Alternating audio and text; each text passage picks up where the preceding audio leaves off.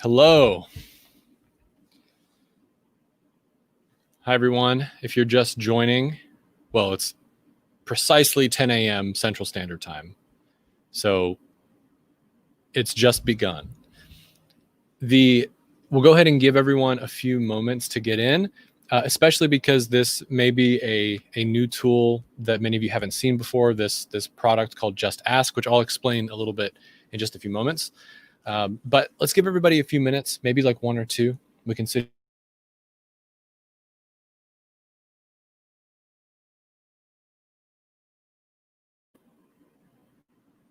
Okay, that was fun.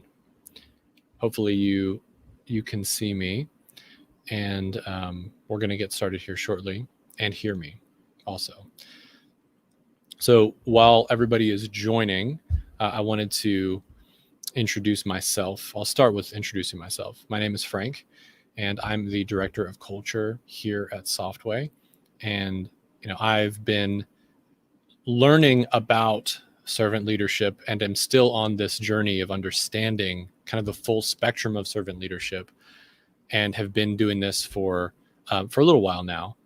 And I'm very excited to share this with you because there are some really important ways that servant leadership can actually become extremely beneficial to an organization, especially right now in this moment that we're all in globally. And so today we're going to be talking about, as you can see next to me, oh, wow, that was great. As you can see next to me, 10 tips for crafting a culture of servant leadership. So we're Softway, and our organization is global. We are located in both Houston, Texas, as well as Bangalore, India. And we humanize technology, we propel brands, and we change culture. And the topic we're going to be talking about today has a lot to do with culture and what culture needs to look like. And again, as I mentioned just a moment ago, I'm Frank. Great to meet you virtually. This feels very strange talking to myself, looking at my glasses in the screen. But one of the things that I wanted to share was last year, myself and a few of my colleagues spent quite a few months traveling internationally, speaking with and leading and teaching over 1,000 business leaders and executives around the idea of servant leadership, what it is, why it's important, how it can aid and benefit you in an organization, regardless of where you sit. And so we've gotten a chance to share this around the world. Actually, this time last year, we were headed out to Bangkok, Thailand. And so being able to speak to leaders around the world about this has given us some very interesting insights. That servant leadership is beyond just a fancy, fresh new term. It actually has some really incredible implications for the work that each of us do. So why are you sitting here in this interesting Just Ask tool, watching me and seeing a little box where you can ask questions? Well, the point is I want to give you a chance to engage with me during this conversation. So if you have any questions, comments, or emotional outbursts, you can absolutely throw them into the Just Ask tool.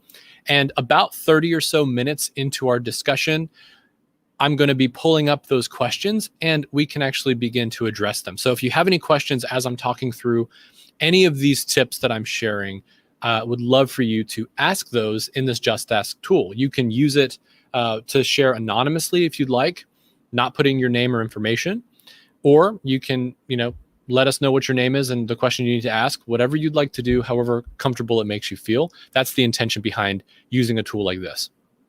Okay, so the first thing I want to answer is, what on earth is servant leadership? So there are very simple ways to describe what a servant leader is. But according to the Greenleaf Institute for Servant Leadership, I wanted to kind of use this quote so we can all kind of know it together as we move forward. A servant leader focuses primarily on the growth and well-being of people and the communities to which they belong. While traditional leadership generally involves the accumulation and exercise of power by one at the top of the pyramid, servant leadership is different. The servant leader shares power, puts the needs of others first, and helps people develop and perform as high as possible.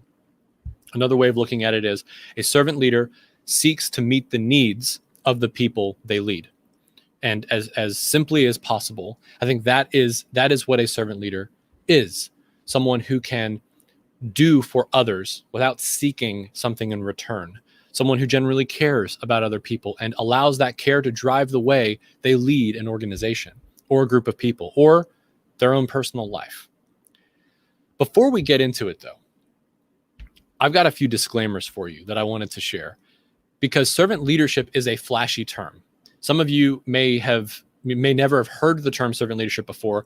In the US, it's being thrown around a lot, but internationally, it's not as well known. And this actually came to a head where a few years ago, myself and our CEO, Mohammed Anwar, we were standing in Southwest Airlines headquarters in Dallas. And we were looking around at their walls, and on one of the walls was this massive sign that said servant leadership. And Mohammed was like, I've never heard that, but what is that? And because he comes from India, and you think about someone in a servant role, and then you think of someone in a leader role, and you're going, these two are not connected. How does this work? But for people in the US and for other nations around the world, some of you may have heard the term servant leadership. And it's a term that people like to pepper into their company values or their about page on their website without actually genuinely taking it to heart. It sounds really good because it feels like the right approach. Over the past several years, this phrase has lost its meaning, and our aim is to bring real servant leadership sharply into focus. That's why I'm providing you simple, straightforward tips that can aid you in your servant leadership journey, no matter how far you've already traveled. So we have put these into practice thousands of times from every level of individual in our organization. And these were not found in a book. These were refined by fire, is like what we like to say, in real world applications. This discussion wasn't built from piecemealing other people's tips from servant leadership. Each tip that I'm going to share with you, while simple in explanation, came from many years of trial and error. Mohammed, our CEO, started the journey of servant leadership that ultimately galvanized our company's desire to be servant leaders. And so when he began his journey as trying to understand this type of leadership approach, it came from a place of our company being on the brink of extinction. We were about to close our doors. And he had been leading our organization in a way that was mostly self-serving.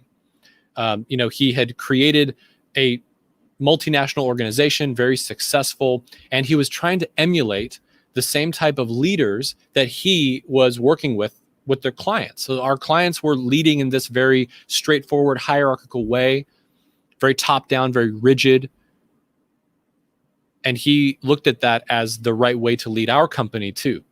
And unfortunately, and if you ever get a chance to talk to him, he'll share this with you, but he had started to drive our company culture into the ground, and that culture ultimately started to fail the needs of our people and even the needs of our clients. And so he went on this journey of self-discovery. He's still on the journey of self-discovery, but he started making radical changes to his life to see if this type of leadership could actually work for himself and for our team. And what he learned, and what I learned while watching him, while engaging with him, by experiencing his transformation as well, is that real leadership and servant leadership isn't self-serving. It's focused on others, not you. So by definition, servant leadership should not be done in a public or a bravado way. That's why before we get into the tips, I want to level set about the intentions that you have. If your intentions are built around making sure other people can see how much of a servant leader you are, in our experience, it's not genuine, and it probably won't stick. So messing up is part of the human condition. So as long as your intentions are pure and focused on the well-being of others, you'll begin to be a servant leader, not just do servant leadership style things. And we'll talk about that a little bit later and unpack that a little bit more. When you begin doing the tips that I'm going to share, many people think that your pivot towards adopting servant leadership will be short-lived. They'll feel that it's all hype. It's a leadership flavor of the month. Prove them wrong by being consistent. Your consistency will start to show them that you've taken this to heart. And if your intentions are really, truly to change for the better, you'll be motivated by the positive changes that you see around you. Again, When Software's CEO Mohammed started on his journey towards servant leadership, a majority of the people in the company thought he would revert back to his old ways after a few weeks. Then a few months passed, then a few years, and it became hard to deny that he had really changed. Did he mess up along the way? Absolutely.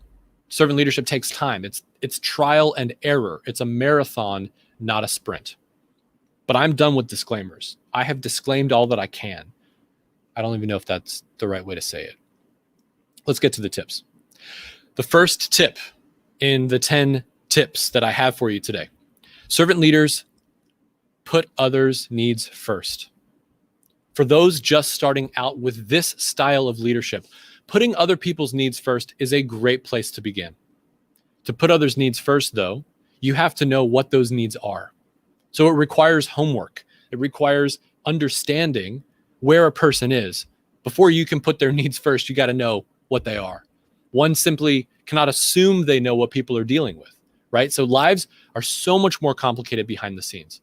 So empathy and context setting is vital for leaders desiring to put the needs of others before their own. So how do you do it? How do you start putting this servant leadership tip to practice? You start by asking the question. Putting others' needs first should be your ultimate goal, even if it means that you're personally sacrificing time, money, or resources. And we've seen that this type of approach is really the foundation of servant leadership. I've got lots of different examples around Muhammad putting the needs of others first. One example that I like to share is one that we don't typically. He didn't actually disclose to the organization until years later. But when our company was going through a financial crisis and we were deeply burdened with the realization that we may be closing our doors, Muhammad sacrificed his time, his money, and his resources to make sure that our organization thrived. He sold his house and took the money from it and put it directly into the organization. He sold his car and started driving the company minivan, which he still drives to this day. It's a gold Toyota Sienna, and it's amazing. He took his own money and gave it back to the company to make sure that people could continue to survive. He stopped taking a paycheck. He started coming in first, the first person in every day and the last person to leave, to make sure that the people around him's needs were taken care of. I'm watching this going, I need to be doing this too. And he's not asking anyone else to do the things that he's doing. He's quite literally just trying to become a servant leader and testing these different practices and approaches. And ultimately, the ability to put others' needs first stems from understanding what those needs are. In his case, it was saving the company. But in this situation, do you know what the needs of your people are? I mean, we're in the midst of a global pandemic. We're in the midst of, for lack of a better term, another civil rights revolution. So what are the needs of your people? Understanding those will allow you to prioritize them, and in doing so, helping you build the muscle of servant leadership. All right. Life's most persistent and urgent question is, what are you doing for others? This is one of my favorite quotes by Martin Luther King Jr. Life's most persistent and urgent question. It never goes away. What are you doing for others? So now I want to talk a little bit about tip number 2. Servant leaders are humble and practice gratitude. How is humility showcased from someone practicing servant leadership? It looks like a genuine apology. When someone is humble, they're willing to admit mistakes.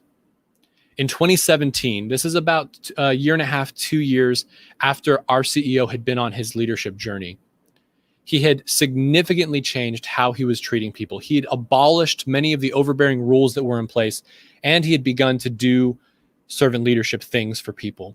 But folks still had a hard time trusting him. And it wasn't until our CEO apologized in a very public way for the way he had mistreated our team members at Softway that people began to believe that he had actually changed. From that point on, folks gave themselves permission to trust him again. 3 words, please forgive me, started our employees down the path of healing and rehabilitation. Servant leaders admit their mistakes. They don't believe in overusing gratitude. On the other side of that coin, they also make it a priority to say thank you as often as they can and express gratitude in genuine and heartfelt ways. Okay, see, we're rolling, guys. We're rolling. Tip number 3. Let's get into it. You can also see my Mac desktop and all the apps that I have open. I'm so sorry. I don't know how to fix that. Tip number 3. Servant leaders know that power does not equate to leadership. A leader inspires and motivates. Someone with power dictates. Anyone can be a servant leader. That's absolutely true for what we practice in Softway. Someone with an entry-level position can showcase servant leadership. Conversely, the power that you hold does not automatically make you a leader of people. At Softway, we have a team member who's really passionate about making people coffee. Whenever possible, he'll show up early to the office whenever people are able to go to the office and fire up the espresso machine, coarse grind the freshly roasted beans, and boil water for the Chemex. His goal is to bring a smile to people's faces. His role isn't chief coffee maker. Being an on-site barista is not part of his job description. He could be the CEO. He could be the newest employee. But the sacrifice he makes for others inspires and motivates people to do more things for others. That's leadership. Power and your position or role doesn't automatically make you a leader. But power, when used in the right way, and I think this is important, can create a culture of servant leadership. Power, when used in the right way, can actually create a culture of servant leadership, one that becomes the way an organization works from top to bottom and from bottom to top.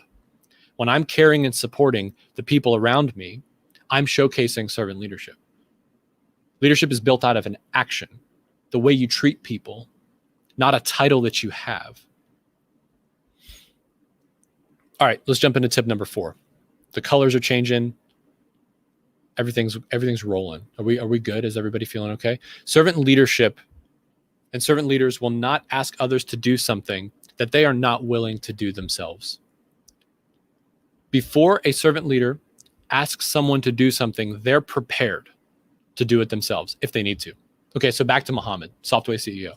That meant he stepped into a variety of roles, which were way outside of his comfort zone, and not the CEO's requirement or mandate in order to fully understand what he was asking project managers to do. He became a project manager. He was surprised by how much he struggled. He found that many of the things that he was asking project managers to do were totally unnecessary, were duplicative. They didn't actually amount to any real value to the team or to the organization. With a healthy dose of empathy, he retooled the requirements for project managers, but only after first being willing to try and learn alongside of them. That's just one small example. But Muhammad did this in multiple areas inside of our organization. He wanted to find if what he had asked people to do was worthwhile. Was it beneficial? Was it actually meeting the needs of the individual? Was it helpful to them? And as he did that, he started to recognize that there were some things that were completely unnecessary, that didn't really help anyone and were actually causing more harm than good. Are you willing to do something when you ask someone else to do it? That is, quite frankly, a very telltale sign of someone who's truly willing to practice servant leadership. Okay, we're about halfway through these tips. Exactly halfway through once I'm done with this one. Tip number 5, servant leaders know that in serving others, no task is beneath them. Now, this kind of seems like it aligns with tip number 4, right? The idea that you're not willing to do something that someone else. What is tip number 4 again? Let's go back. Servant leaders will not ask others to do something that they are not willing to do themselves. So servant leaders know that in serving others, no task is beneath them. Someone practicing servant leadership, actively practicing servant leadership, and again, this is kind of pre-corona crisis, but imagine, may walk around a table after lunch and pick up everyone's trash. They may make coffee for you. They may hold the door open. They may clean the bathrooms or wash the dishes at the office. They may reach out to you outside of work hours. They may ping you and see if everything is okay. They may send you a lunch delivered through Grubhub because they know what you like to eat and want to say thank you for the work that you're doing. A servant leader sees all contributions is worthwhile, no matter how small or how menial. To a servant leader, no task is beneath you because everything you do is for the good of those around you. And so whether it's in someone's eyes weighted higher or lower, it doesn't matter. Are you helping others grow and benefit from that servant leadership? What job have you been unwilling to do recently? What's felt beneath you? Embracing tasks that you feel you no longer can or should be doing is an excellent way of gaining empathy and perspective. Or better yet, take the concept of tasks you should no longer do out of your head entirely. Just remove it, excise it from your brain. What better way is there to learn about the work firsthand and gain genuine empathy to what people you serve are going through? A servant leader puts pride aside and recognizes that every task matters, no matter how big or small. And again, I want to go back to our disclaimers that I shared earlier. The idea that no task, big or small, means that a servant leader is trying to do things that people may not ever see. It's not about being seen doing a task. It's about serving genuinely. And so if that means cleaning up the trash when no one else is around, are you willing to do that so that someone else doesn't have to? Are you willing to do things in secret? Are you willing to sacrifice time that you may not get credit for? That's what servant leadership looks like. And when you create a culture of servant leadership, you are truly giving people the ability to grow and thrive as well. That's what we've seen in Softway, that a culture of servant leadership creates incredible business outcomes for an organization. Even in this crisis right now, when people can't be in offices, there's weird stuff happening all around the world. What we have to recognize is that leaders should take time to sacrifice in order to gain empathy and understanding and ultimately serve the needs of their people. Okay, there's a little bit of a tangent, but let's go on to tip number 6. Servant leaders assume good intent. This is a big one. This is very important. So if you've been kind of like dozing, come on back. Come back to center. If you're hearing this and you're human, this is going to be tough. Servant leaders assume good intent. What does that mean? Most of the time, we do not assume good intent when others make a choice that we don't agree with. I'll pause and stop right there.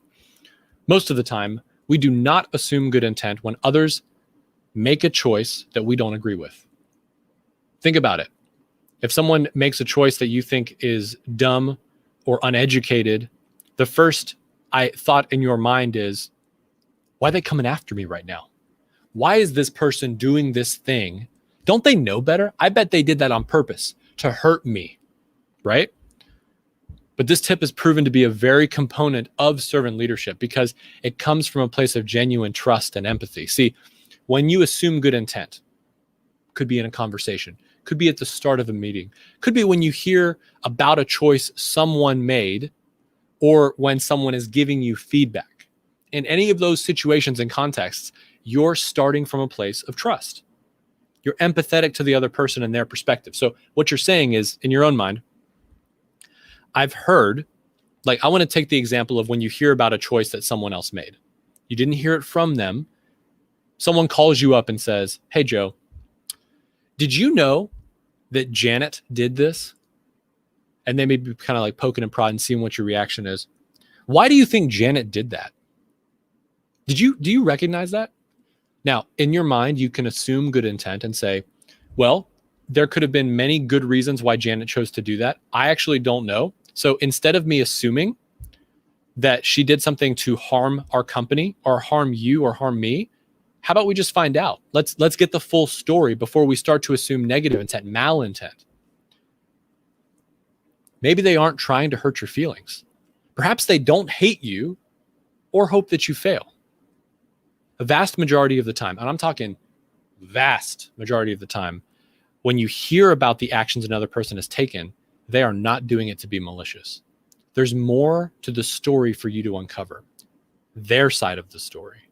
Servant leaders aren't lopsided and assume everyone's out to get them. They assume good intent. Now, that is and has proven to be an incredibly challenging thing. But put into practice, it is wildly successful for an organization, for a group of people. And why is that? When you are willing to give someone the benefit of the doubt, is another way to say it. When you are willing to assume good intent, you start seeing people differently. You start seeing people as humans that could make mistakes, but that are ultimately good and moving towards something to grow. A servant leader takes the time to mentor those around them and help them recognize if they made a mistake, how to fix it in the future. So let's talk about mistakes. Tip number 7, servant leaders will look for the good in others and find the weakness in themselves. Someone may be dropping the ball in an area, but the mistakes they may be making shouldn't wholly define who they are, right? If I make a mistake, is that branded on my chest for the rest of my life? Do I have to wear a scarlet letter because of a single mistake I make? So if people are making mistakes and it doesn't define who they are, then that means there are good things that those people have done or are doing that you can look at instead of the mistake. When looking for the good in others, consider where else they're bringing value. Think back to times when they haven't let you down. When you're able to visualize the good in others, it actually makes it easier to assume good intent. Finding a weakness in ourselves means maintaining humility. You're not actively trying to sabotage yourself, right? I don't want to say it that way. It's not active self-sabotage, because that would be unhealthy. Like mentally, it's not a good place to be. But when you are finding the weakness in yourself, you are quite simply looking for areas of improvement. If we think of ourselves as in progress instead of fully baked, ready, we'll be on the hunt for new ways to improve and won't consider our way the only way. A servant leader is willing to see the perspectives of others. So if we recognize that we may be the people in the wrong, it changes how we engage with others and how we engage with ourselves. So when you look for the good in others, what you're saying is, I may not be right here. I may have room to grow. I may actually be able to learn from this situation and not always be the teacher. And in doing so, you are serving. Now I want to tell you a story. This is, spoiler alert, it has to do with bugs. So if bugs freak you out, I'm so sorry. Servant leaders respond instead of react. Once in a crowded restaurant, a customer saw a cockroach, spoiler alert, a cockroach crawl onto their table.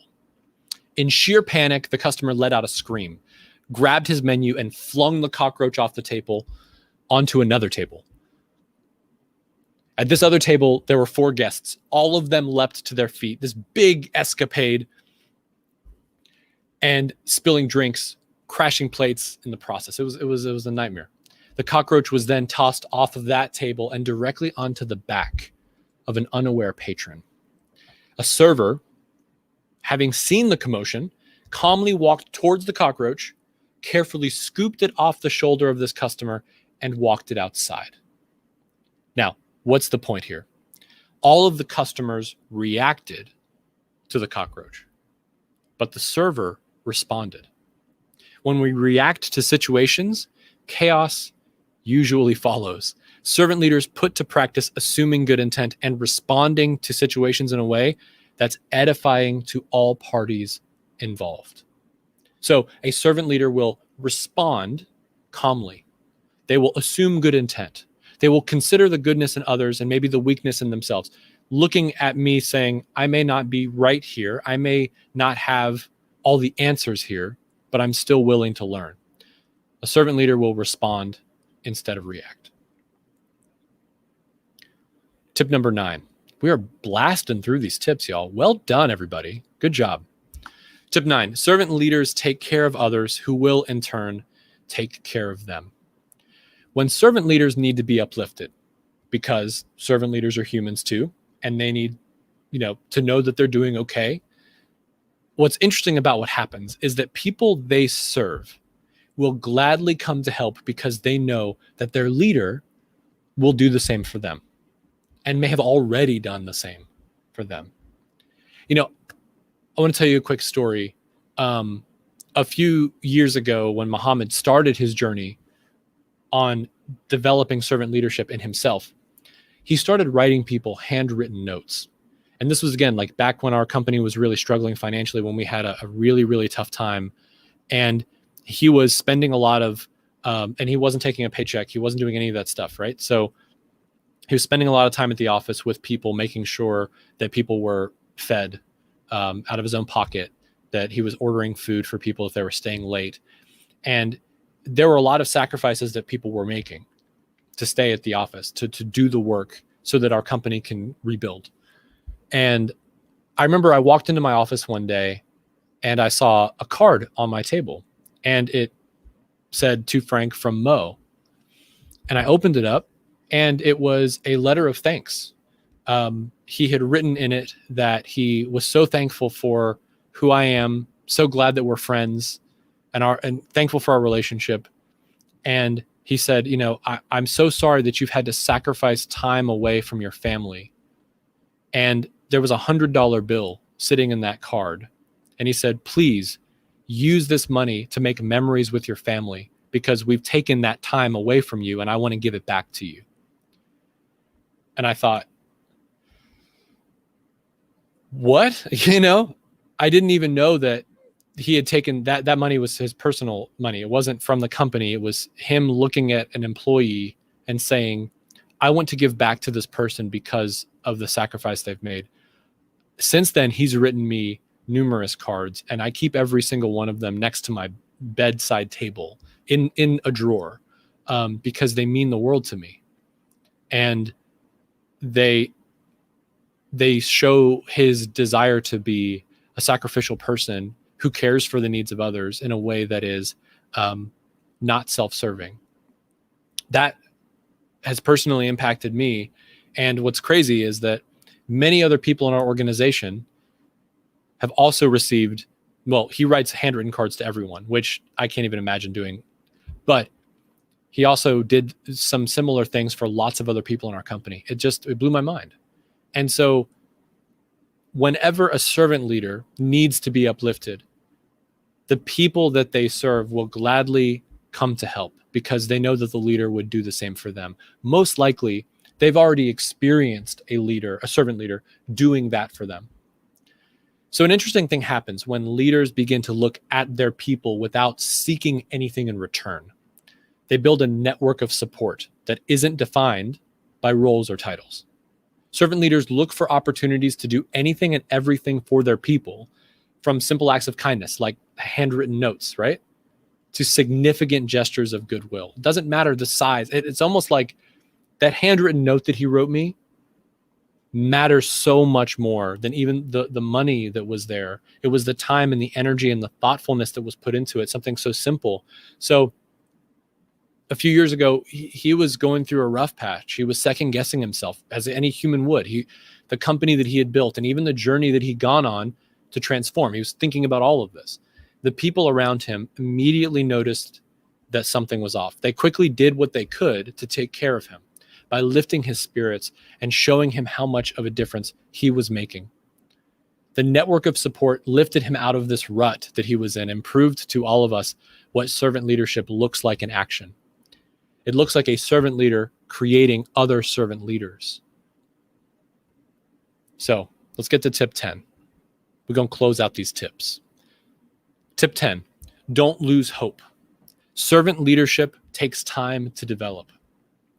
As I mentioned at the beginning, servant leadership is an ongoing journey, not a destination. And as a result of that, you are going to, if you're truly trying to impact culture and truly trying to build a culture of servant leadership, regardless of where you sit in a company, it will take time for you to grow that muscle and that capability set within yourself. So as you are moving forward, it could feel very lonely.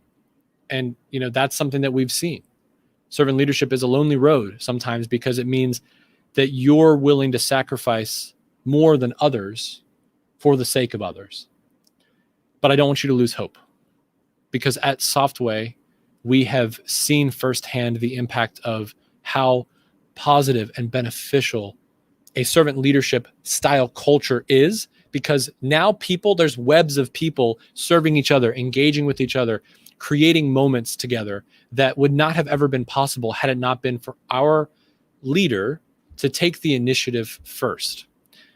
And that's where I want to close with these tips.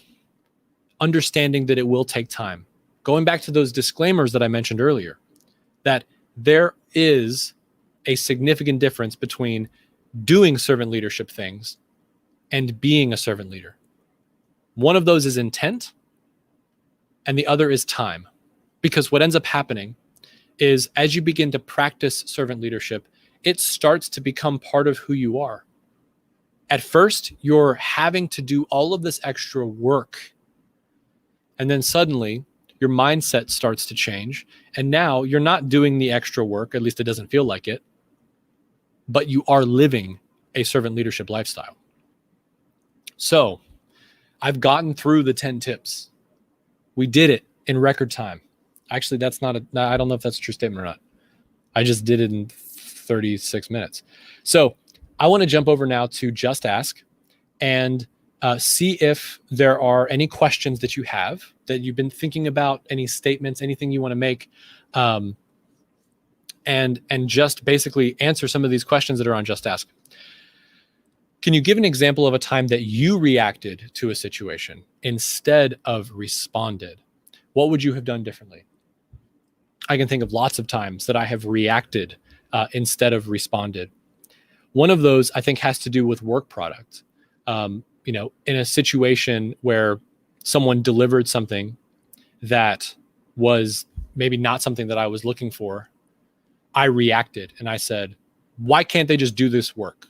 Right. And that was like a year or two ago. I was working on a project and the work had not been completed up to par, at least my par. And I was like, what's wrong with this person? I reacted to the situation instead of recognizing that this is an individual who may have had questions, that was afraid to come and ask questions about it, to get clarifying information. They may have not been, they may have not been fully equipped by me to support them in getting this work done. And so instead of responding to it and saying, hey, I want to set up some time to go through this content, learn about the situation, give that feedback, I reacted in a way that was negative and that actually didn't produce good results from that particular situation. In a way, I ended up hurting that relationship more because I decided that they had been in the wrong and I assumed that they weren't doing the good work because they wanted to hurt me in some capacity. It sounds very strange and very childish, but if I would have just responded in that moment, try to understand where they were coming from and maybe some of the reasons why it wasn't delivered the way I would have liked it or the way it should have been, I could have gotten to know that they were going through some family issues that they needed to work on, and that was splitting their mind. That was taking them away from the work, and I would have had much more empathy, and I didn't respond in that way, and instead of reacting, and that caused more issues than good. Thank you for that question. I appreciate it. So there's a pandemic. How can I be a servant leader in such a strange and now virtual time? Seems intangible and difficult. I just don't know how to support my teams right now. The best thing I can say is that in this moment in time, a servant leader's job is to listen and understand the particular needs of an individual and of a team. And so what that means is taking the time to get to know your team more, understanding what they're going through in their circumstances at home and how that's impacting their work. That's a very important approach that you can simply and easily take. Schedule 30 minutes with each person that you're working with in your team personally to get to know them, to ask them questions about how they're dealing with different things. That time that you set aside is servant leadership because you are taking the time to get to know their situation and able to empathize with them. And then as they're producing things, as they're working on whatever they're working on, you know in the back of your head what they're dealing with and what they're struggling with. And so essentially bringing more humanity to the way that you're working is in essence being a servant leader. It doesn't mean that you have to be in an office making people coffee or writing people cards, but there are unique ways that you can do that. And hopefully these tips have given you some insights into ways that you can do that, even by just responding instead of reacting, can be really, really helpful to an individual.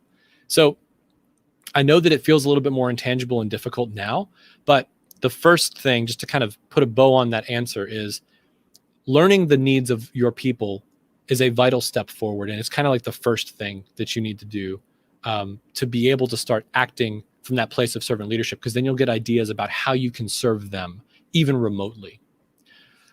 Great question. What is the biggest barrier that holds someone back from practicing servant leadership? Ego. Your pride is the biggest barrier. That's what I've personally experienced as someone who has tried to become a servant leader and continuously growing in servant leadership. I'm constantly seeing that my pride is on the line. So I think the biggest barrier that holds someone back from practicing this is also as pride and not seeing the actual benefit to an organization. Like if I'm being vulnerable, if I'm being a servant leader, what is that actually going to produce? Is it a waste of my time? And that mindset is actually going to hold you back. And again, that mindset is coming from that place of ego and that place of pride. And I think that's really the biggest barrier of enacting this. Maybe you haven't seen it done before, so you're worried about it. And you don't know if this is going to work for you. The best thing you can do is try. So I would say trying is the way to start breaking down that stinking barrier. Another question. What happens if my own leaders aren't practicing servant leadership? Awesome question. I love this question. Quite simply, it's not about them, it's about you. So this webinar is called, 10 tips to creating a culture of servant leadership. I think that's right. The secret sauce here is not that your leaders are becoming servant leaders. It's that you are changing your mindset to serving other people around you. So if your leaders aren't practicing servant leadership, serve them. That's it. Serve them. Show them what it feels like. Don't tell them like, you need to be a servant leader. I went to this webinar and this guy was like, everybody should practice servant leadership, so you should practice it. This is about us. You and I create or destroy culture by every conversation we have, every email we write, every chat message we send to someone. We are creating or destroying culture. It's a wild thing because it's invisible. It binds us by how we engage with people. Our culture is a summation of the actions we take and the way we treat people, right? So if you are able to begin understanding more and practicing servant leadership more, it doesn't matter if anybody else is, because you are doing it for yourself to try to become a better human. And in doing that, you're helping others along the way. Great question. Thank you.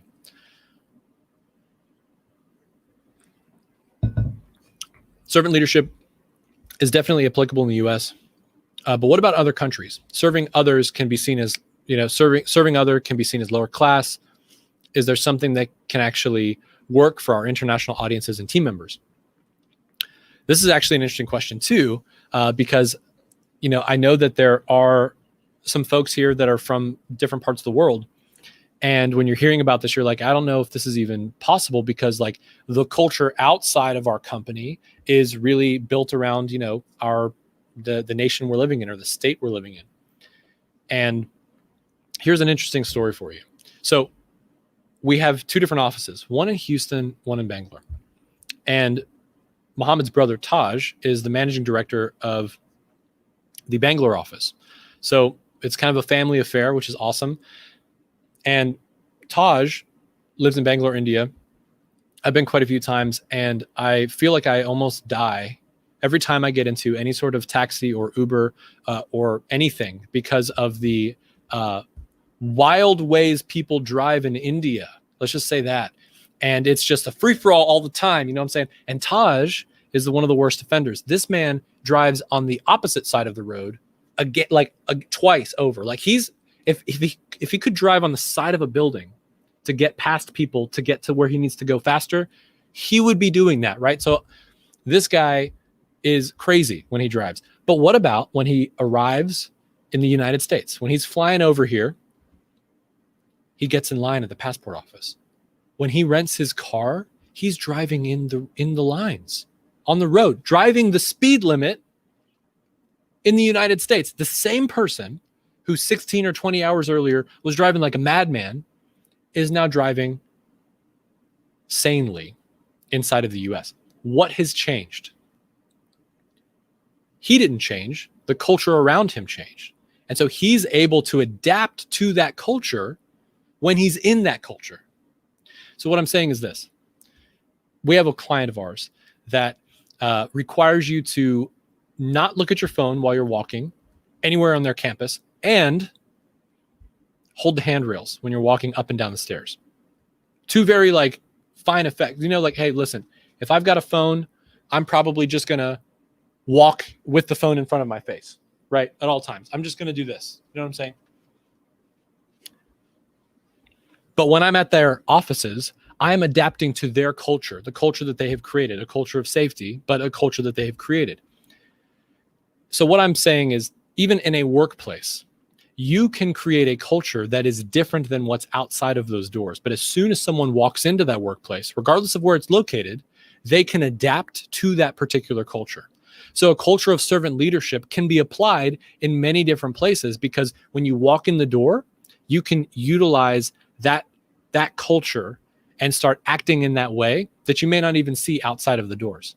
So as an international organization, we have seen that servant leadership is still possible, that the culture of love and support for each other is still possible in a variety of different places. Seems like this could even apply at home with my family too. Any thoughts on that? 100%. Servant leadership is not just about how we act in the workplace. If we go back through all of these tips, what you will see is that they don't actually stop or start at the workplace. When you put others' needs first, when you're humble and practice gratitude, when you know that power does not equate to leadership, when you are willing to do something for others, when you know that no task is beneath you, when you assume good intent, you'll have the best marriage of your life. You know what I'm saying? You will have the greatest relationship with your friends and family. So one of the interesting situations that happened and is happening is, like, I'm actively trying to practice servant leadership at home, and I fail all the time. I'm not doing this as well as I could be, but I'm much better than I was a year ago. So absolutely, when you put these tips into practice, tips that seem like they're great for work, but also, yes, you are a person, which means that if you start practicing these at work and just starting there, you will also start to see how you adapt these same principles and tips for your home life. And at Softway, we try to focus on the whole person. It's not about you at work and you at home.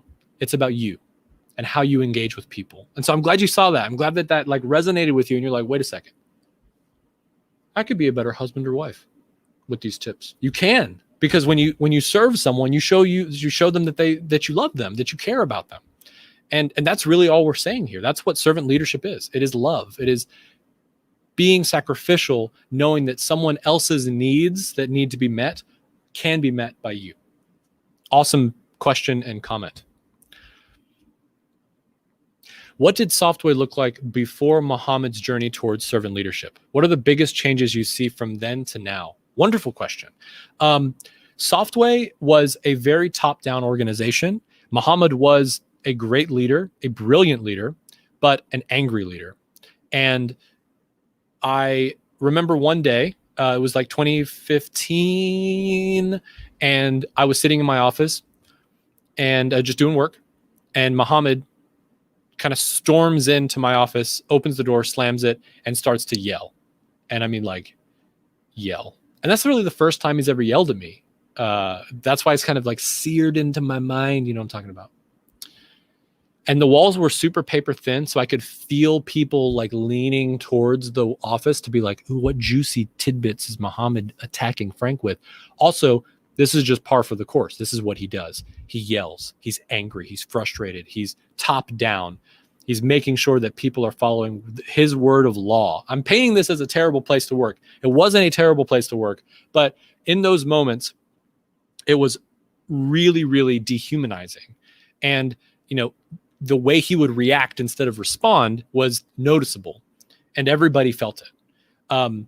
That was definitely the approach that was taken. I think it was emulating. He was trying to be like other executives and other CEOs that he had seen and that he had worked with. That was kind of his goal. He started Softway right out of college. He'd never worked anywhere else. And so he was trying to become like the leaders that he had seen or he had worked with or that he had read about.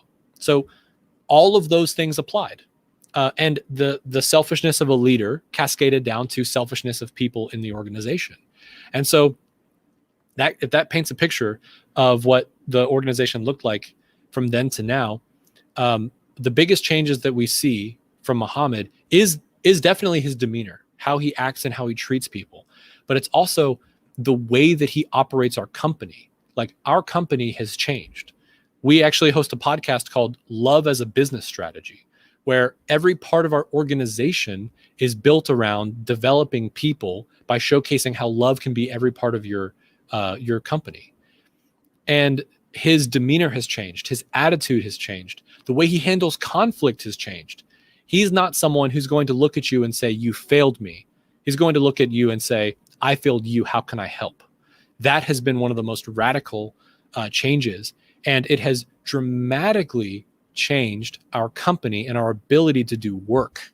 So we're talking about going from a near bankruptcy as an organization to multiple years in a row of being profitable over profitable over profitable.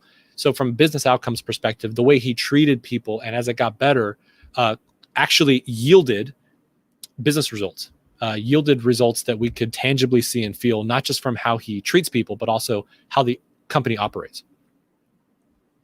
Great question.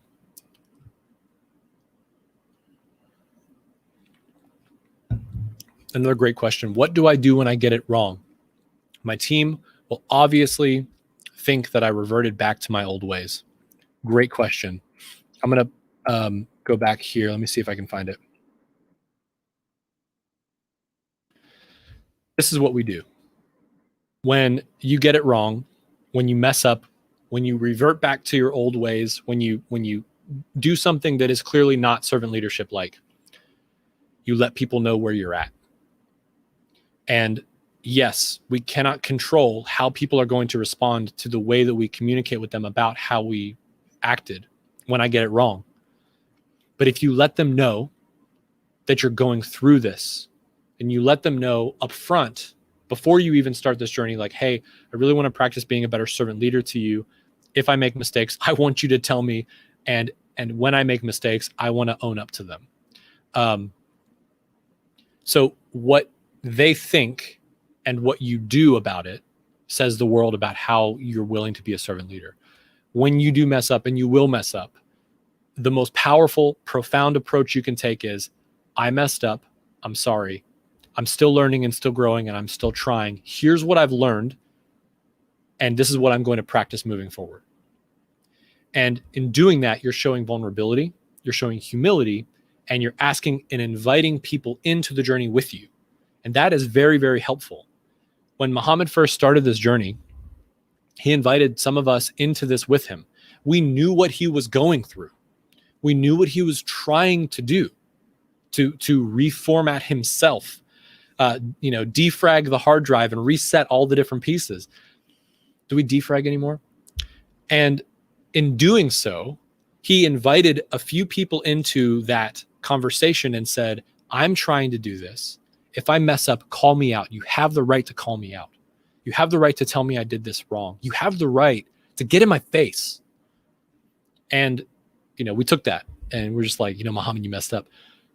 But because he gave us that chance, because he gave us the opportunity to do that, we created a cycle or a circle of trust, so that when we saw him misbehaving or when he saw us misbehaving, we could very equally talk about it. Hopefully that answers your question. I work in a pretty large company. Being a human at work or being just you isn't really part of our culture. How do I fold this into my already existing culture? Does this work if the rest of the company isn't doing it too? It does work if the company isn't doing it too, because you have an impact, even if you're working for a massive organization, like 50,000 people, 25,000 people, 10,000 people. What we need to think about is the people that you directly impact on a daily basis. You probably aren't engaging with 25 to 30,000 people every day. But who are you engaging with? It could be 5, it could be 10. It could be a few folks every day. That is how change starts. When you are able to engage with people in your immediate area of influence, that's all that really matters for this to start taking effect. Now, yes, there's a viable need for leaders to understand and be bought in to the practicality of servant leadership. And wholesale change needs to be aligned from top to bottom.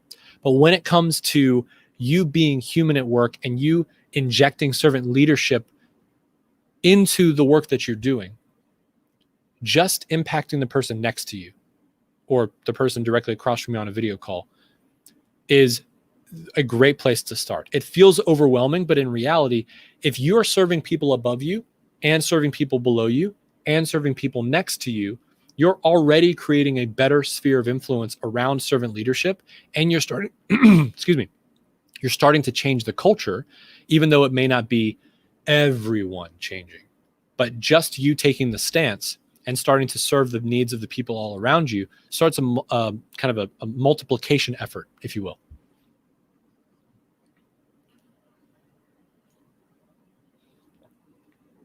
And I think that may be it on the questions. Wow, this was awesome.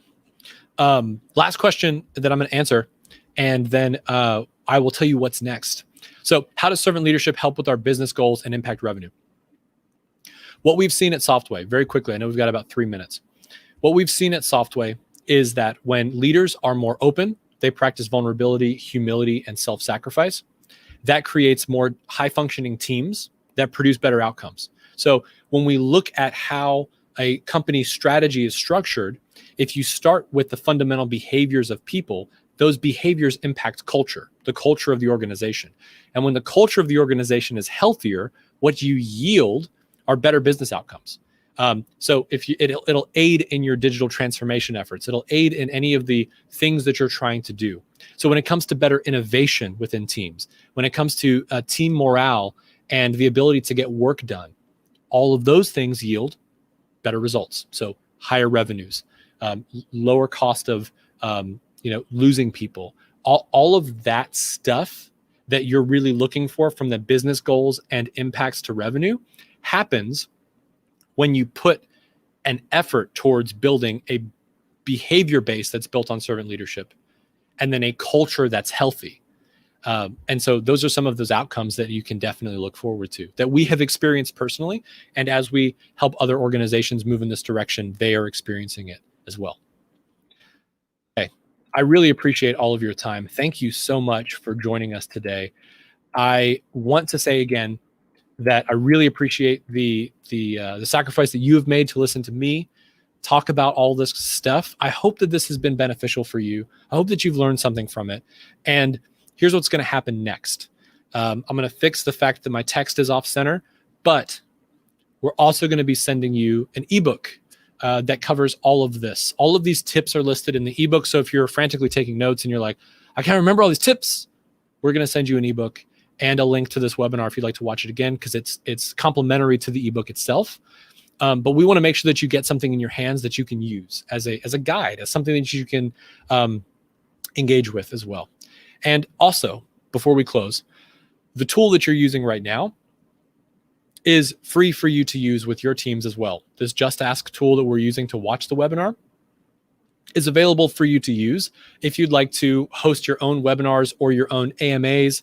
If you're not already using another tool like this, it's free to use. So if you want to use something like this, please do, because Just Ask is available for you.